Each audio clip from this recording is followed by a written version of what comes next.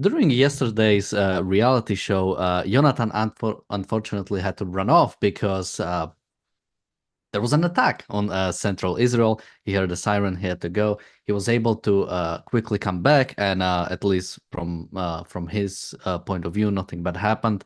But there was a strike, although I believe the actual rocket, or the actual missile rather, was. Um, was intercepted by the Iron Dome, but basically debris or a part of it fell on in one of the cities north of Tel Aviv. So far as we know, there have been no deaths, but there were a few injuries, and also the the building it hit was damaged pretty heavily, as well as, from my understanding, pretty much all the windows on the street were blown up. So when it comes to lives, thankfully, nothing has happened there. But when it comes to actual damages, it has been a big attack. And right after it, Hezbollah agreed to a ceasefire. So I guess we don't have to worry about more. Although they did attack right after. I think there was one more death of an Israeli soldier. So this is a whole mess. We've talked about this deal yesterday a bit on the reality show. We're gonna talk a little bit more about it today, as well as some of the more information we have about the deal. And basically, yeah, Hezbollah basically agrees. So we'll also talk about that. Joining me today is Marco and Richard. Welcome to the Daily Objective. Marco, what are your just thoughts from the attack itself? Yeah, well, first of all, the attack that we saw Jonathan having to duck out yesterday injured five people. A lady, a 44-year-old lady, fairly severely. Somebody else a bit less severely, and I think three people lightly wounded. And as you mentioned, it caused quite a bit of a damage because the debris falling down caused the fire as well. So it was a big. It could have been worse, given that he fell on a busy city. And this morning, of course, Hezbollah, after having returned the comments on the proposal for a ceasefire to Israel, threw more rockets and killed, I think, a woman in the north of the country. And as you mentioned, a soldier died. I think since the pages of operation when Israel fought back towards Hezbollah, I think about 70 soldiers have lost their life between reservists and soldiers. So yeah, it's a serious situation, which it's kind of working itself out in the sense that Israel is dismantling the capability of Hezbollah. But the bottom line is that Israel has been suffering attacks from Hezbollah since October the 7th. In fact, they pure luck, really, they managed to avoid a massive attack on the north of Israel that Hezbollah was preparing. It wasn't quite coordinated with the Gazans of October the 7th attack, because of course Hamas was pretty secretive about the date and the occurrence of October the 7th itself. But Hezbollah had plans to invade the north of Israel and create. I mean, this wasn't just a terrorist attack. There was a proper military operation. They would have taken over the north of Israel and make it, judging by the plan, by the stuff that the IDF has discovered since, would have been quite an operation trying to break through the line and push them back again towards Lebanon. And of course, again, we talk about Lebanon. Lebanon is a country which allowed Hezbollah to entrench itself in the government itself as a formal official structure, and also allowed Hezbollah's military operation to take place, take over what should have been looked after by the UN under the 1701 resolution. And effectively, that country is now being pounded by, well, not enough, I'm afraid, by the IDF, who's targeting operation in the areas where Hezbollah has been piling up equipment, weapons, and personnel as well. And of course, all the stuff was known before October the 7th. Israel, everybody knew that Hezbollah was gathering forces within Beirut itself.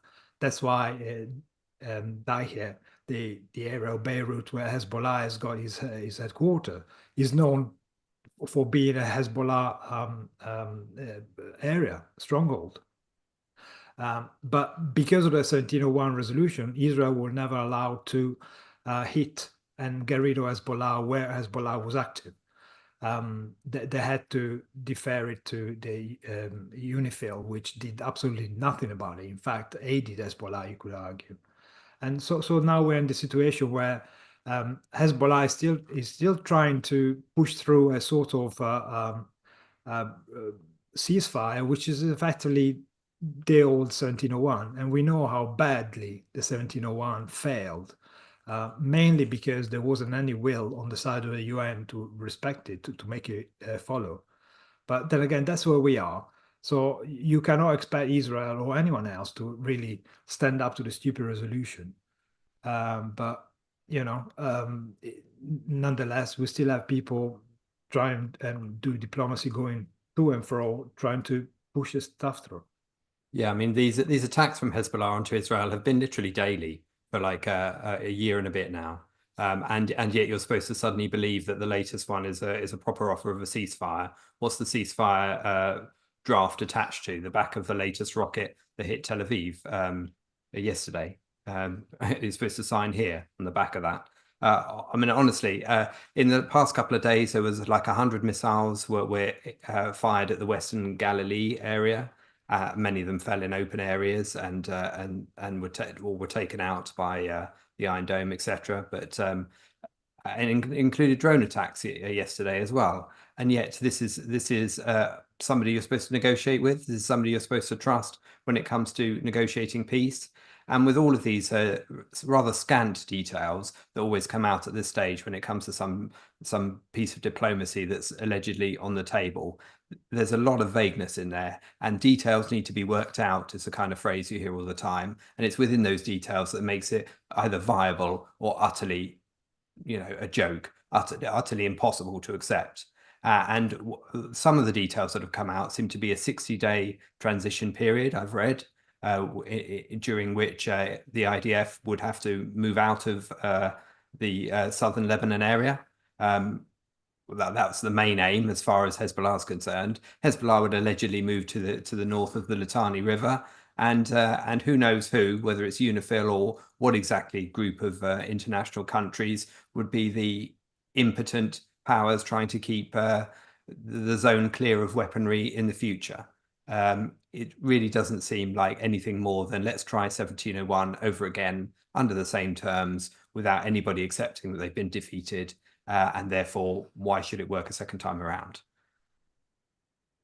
So going to the deal itself, so just so if people don't remember, the basic outline was, as you said, withdrawal of Hezbollah north of the Litani River, deployment of Lebanese army to the south, prevention of weapon smuggling and deliveries from Syria, which has been basically, or should have been on paper, is what already is basically applied by the UN Security Council Resolution 1701. Actually, on that note, it looks like Israel is willing to or is asking US to lift sanctions on Assad and on Syrian companies and Russian companies in Syria, so they help them basically prevent from Hezbollah getting weapons. We'll talk more about that on the reality show. But so yeah, you have that, and then addition is something that Israel wants is the right to basically go in back into Lebanon if this deal is not being accepted. And as you mentioned, one thing that was recently mentioned or reported is this 60-day transition period in which the IDF would withdraw. Another thing is there would be basically again like another commission trying to oversee what's happening, uh, mainly headed by I think a U.S. general. So it is basically a repeat of the UN Security Council resolution. It is the same thing, and the fact again that this is being negotiated as something that this will move us in some way a better place. I know we had someone in the chat saying they do not want the ceasefire. By they, he means Hezbollah. They just want the media to say that they do, and I don't think that's true. I think Hezbollah does want the ceasefire. You have to remember that I think they are on their like fourth Secretary General in a few months.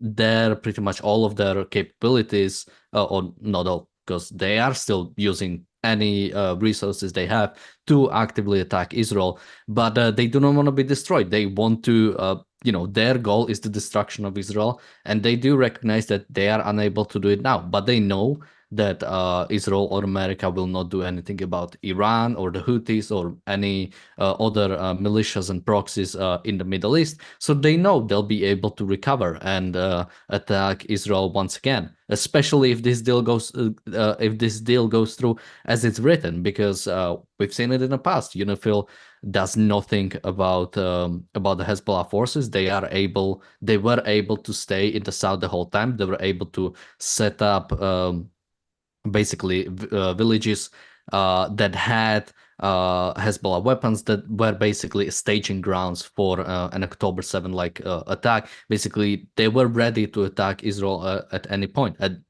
again, this wasn't like few months they had something there. That's from 2006 that they were setting up. That's like 18 years. And again, UN has done nothing about it, despite uh, uh, despite knowing, because Israel had complained to the UN that Hezbollah is doing something in violation of the treaty, and they didn't do anything about it. And also, Israel itself has to realize, because this idea of Israel having the right to respond, they always had it. I mean, if your country gets attacked, you have the right to respond, whatever it means. And if you put it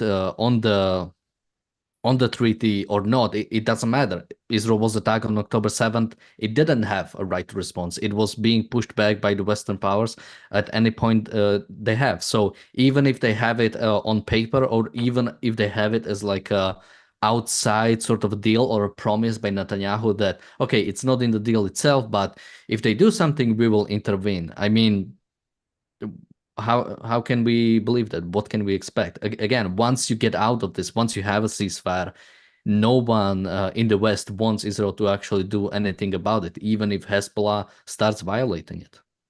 Marco? That's why one of the terms that Israel wants to keep in this new agreement is their ability to enter the south of Lebanon if Hezbollah is throwing missiles or rebuilding its capability over there, given that UNIFIL will not do anything about it. And also they want to reserve themselves the ability to hit Hezbollah side the way they're doing now. And frankly, I hope that this deal will never go through, because Israel at the moment is still hitting Hezbollah where it hurts. They've nearly stopped them from having the capability to attack again.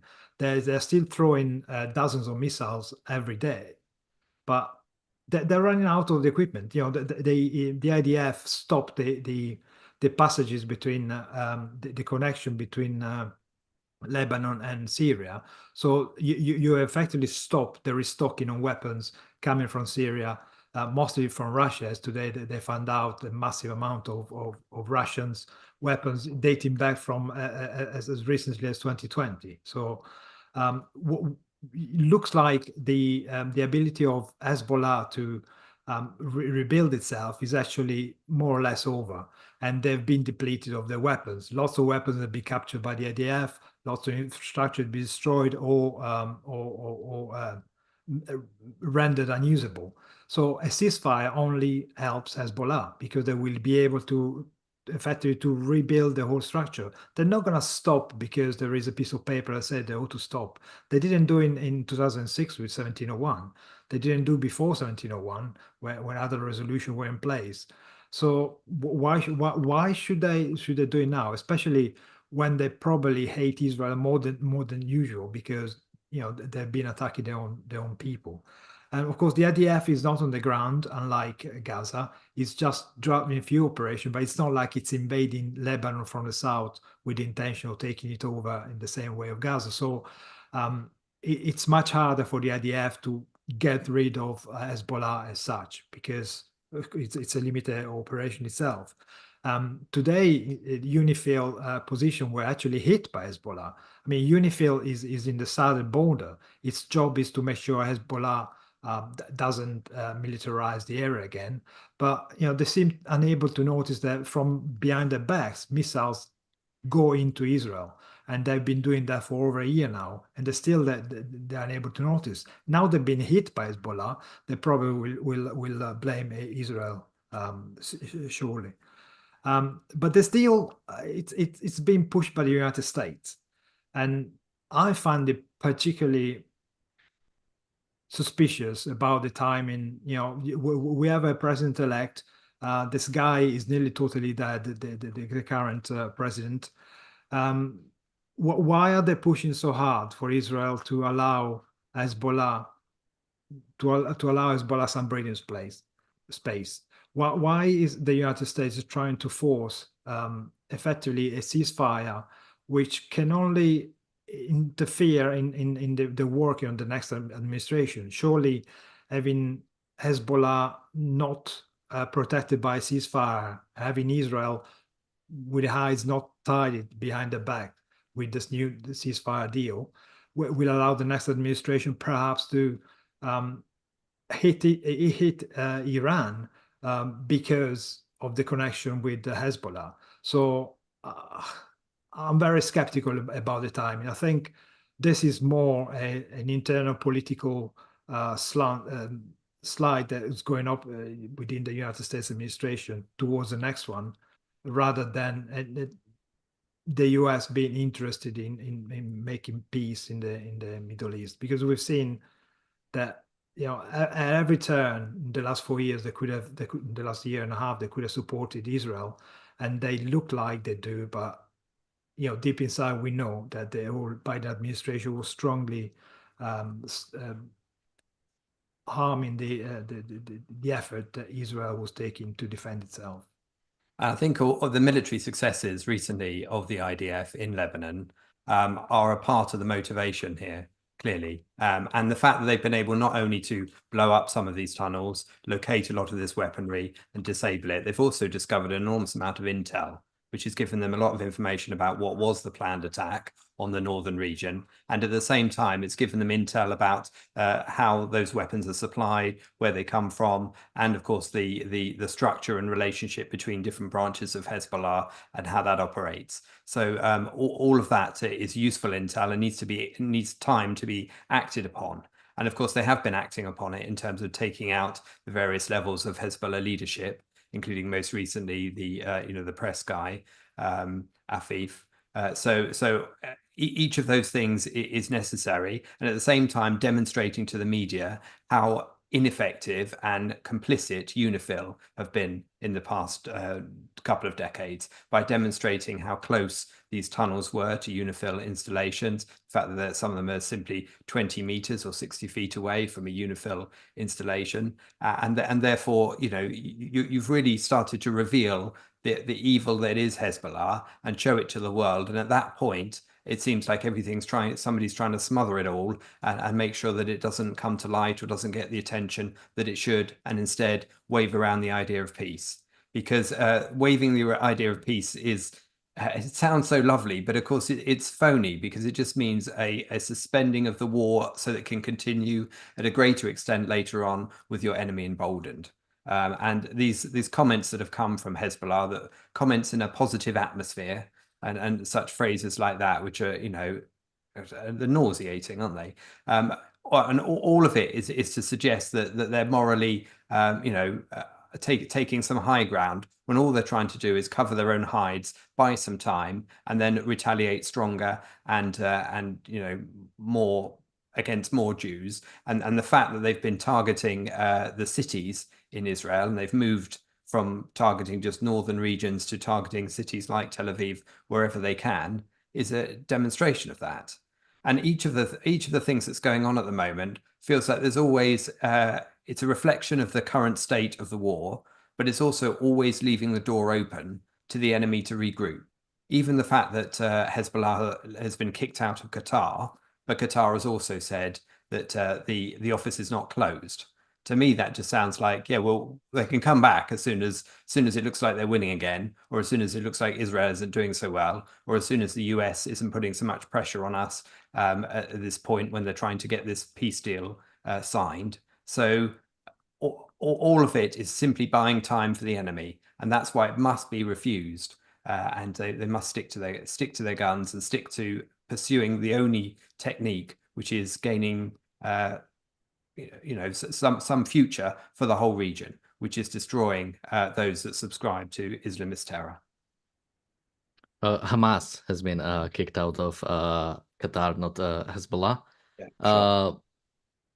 Yeah, and just even if you look at the steps of the Biden administration when it comes specifically to Hezbollah, it have been basically preservation of them at almost at all costs. They had problems with the pager attack. I believe they were not even thought about the pager attack, because when they were thought about something such as the Iranian attack, it got leaked before it could even happen. They had problems with the invasion. They pretty much opposed it at any chance they got, and now they are pushing. Unfortunately, even I think President-elect Trump has been pushing the deal. He basically said he wants the peace before he even comes into office. So that's something that's also very unfortunate. But Israel has to realize, unless Israel agrees, it doesn't matter what deal United States tries to push or Lebanon agrees. And also Israel has to realize that negotiating with dictators, with countries that ally themselves with dictators, will just lead to further problems down the road. You cannot even negotiate with Lebanon, for example, that you negotiate with Lebanon that Hezbollah will get rid of. They keep Hezbollah in the Hezbollah in the government. They've kept Hezbollah in the south for decades. There is no way Hezbollah would be able, for example, to also smuggle weapons. There's no way Hezbollah would be able to basically survive without the Lebanese help. And when Lebanon had a chance to do something about Hezbollah, such as after the pager attack, after Hassan Nasrallah has been killed, there were many times, and every time they said no, we stand with Hezbollah. And similar to the idea that maybe Israel could ask the US to lift sanctions on the Syrian and Russian companies in Syria to help basically get rid of Hezbollah. It's the similar issue. Again, Russia has been supplying Hezbollah itself. Russia has been helping the Houthis attack international shipping. Iran has joined the BRICS now, so basically the alliance, this new axis of evil, basically Russia and Iranian partnership, is getting closer and closer. You cannot basically say, well, we'll just ally with them for now to get rid of this bigger problem, as if this won't result in a bigger problem down the road. I mean, Israel is also active in Syria. It's not like it's neutral to the Assad's regime. So this is, and as we talked yesterday about the normalization with Saudi Arabia, again, just a bigger problem down the road. You cannot look at this through this lens of realpolitik, that you just look at pragmatically, who can I ally myself with right now to get rid of someone else. It just creates much more problems. We have a few super chats, so let me quickly read the super chat from Bonnie. Thank you so much. And also a super chat from Jeff. Thank you so much. We have Bonnie, a member in the chat, asking any thoughts on why the leaders of Lebanon don't try to get rid of Hezbollah. I mean, your guess is as good as mine. It's they seem content about letting him stay there. Again, there are, from my understanding, some anti-Hezbollah factions within Lebanon, mainly among the more Christian parts of the country. The Lebanese army itself is supposedly anti-Hezbollah. Yet again, we don't see anything being done about Hezbollah at any chance. No one is standing.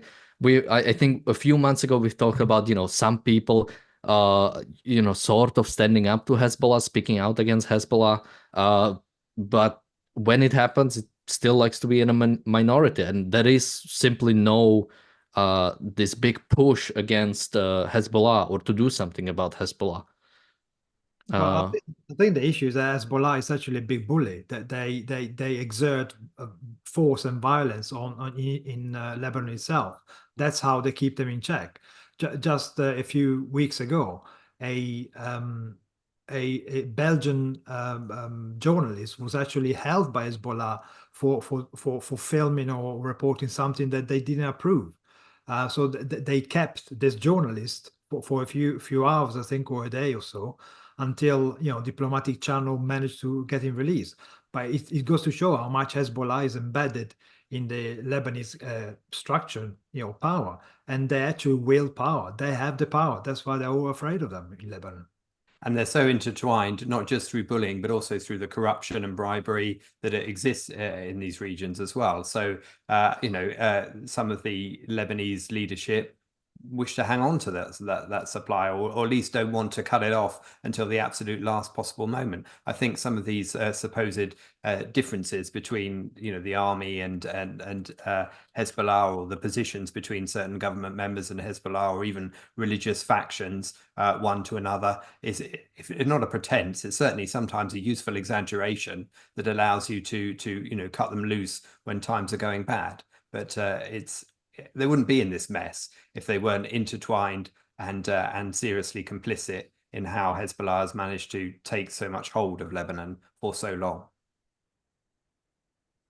Yeah, and again, it's for the Lebanese people to do something about it if they really want so. I mean, now is the best time. Once this ceasefire goes through, once you have pretty much Hezbollah is able to regain the power, you'll be at the same place, and Israel might be forced again to do something about it. But hopefully, I'm not that optimistic about this specific part. It looks like this deal is likely to go through. I think even from the Israel's part, they pretty much do just want to get out of Lebanon, and while getting some guarantees, basically they are okay with the deal. So we most likely will see it, if not soon, probably, again, if not in the next week or so, then it will probably, from my understanding, we'll have to wait until Trump takes office, and we might see some change there, but we haven't heard anything about that. Something different will be done specifically about Lebanon and Hezbollah. But to talk more about So Marco? I was just going to say, I'm not sure how much Israel is happy about the leaving Hezbollah on the ground, because they were quite clear that when they mean, the definitive victory means getting rid of Hamas and getting rid of Hezbollah. I would be surprised if they actually, accepted leaving Hezbollah to rebuild their position. I hope that there wasn't up enough. I mean, as I mentioned, they brought them to their knees. They are very close to properly dismantling the war machine that they built. So why would Israel at this point accept a deal is beyond me. But we've seen worse in the past. So, and there's a matter of a few months to fill whilst these discussions go on, and of course, once the new Secretary of State is in place, the new Israeli ambassador, and all of those those voices are being heard more strongly. And of course, there isn't the conflict between having sort of two parallel governments in the US, giving contrary messages or trying to wrong foot each other. Then you move towards a period when you can actually define a future.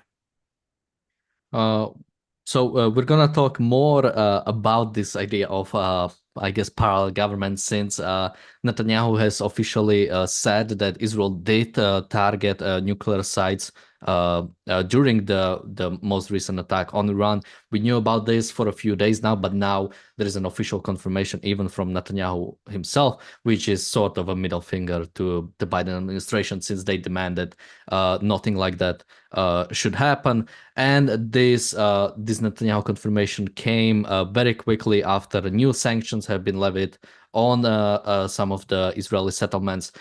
So we'll talk about that on the reality show. There's a correlation there. And thank you, Marco and Richard, for joining me today. Thank you, everybody, for watching. We'll see you on the reality show in just about a minute or so. Thank you, and bye-bye.